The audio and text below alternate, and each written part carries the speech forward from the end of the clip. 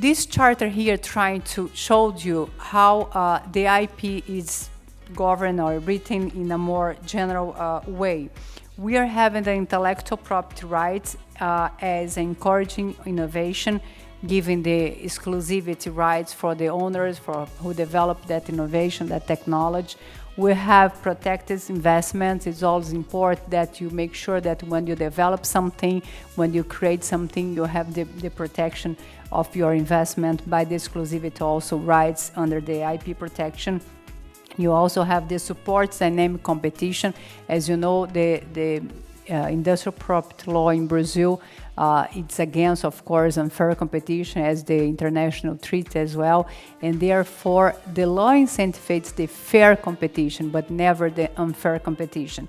And also the effective allocation of resource. If you're doing the right thing, you make sure that your resource is going for the right direction, for the right investment, and the right protection. I'm very glad ASIP brought the subject of anti-competitive clause and IP, because this is an important subject. We see in Brazil every time more and more the two words of IP law and competition law brings together. They could be a complementary word, but at the same time they could be conflict in situations that the IP could be used as a way to anti-competitive situation. This is what has been prohibited, and this subject has been very interesting for study and case-by-case basis. So antitrust and unfair competition laws do apply pretty much across the spectrum. Patents, trademarks, copyrights, trade secrets. I'd even say almost any kind of license of some kind of proprietary technology or any kind of proprietary information or other valuable assets you have. The default position is usually that that license is pro-competitive, meaning that it's not going to be anti-competitive. It's not going to be unfair competition.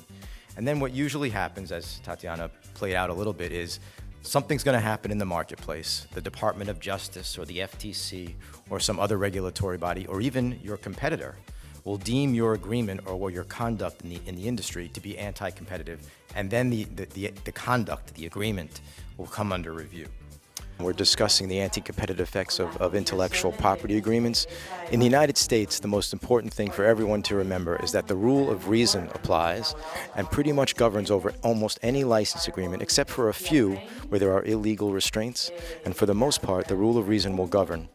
The point of the anti-competitive laws is to make sure that license agreements do not restrict competition, and so that everyone can have a fair shake in the marketplace. Perhaps I can just mention that in the case of Ecuador, we really have no jurisprudence whatsoever on IP-specific issues because our antitrust law just passed a few years ago. So we really need to know and to see what's going on in other countries in order to have some criteria about this. Hemos cerrado con éxito el panel dedicado a las cláusulas anticompetitivas en contratos que tienen que ver con licenciamiento de derechos de propiedad intelectual. Es un tema que nos ocupa mucho en todos los países y nos han ilustrado Mark y Tatiana las perspectivas de Estados Unidos y Brasil, que siempre, por tratarse de los mercados grandes que son en América, en el continente americano, pues son muy importantes conocer. At least in the patent context, there's a concept called patent misuse.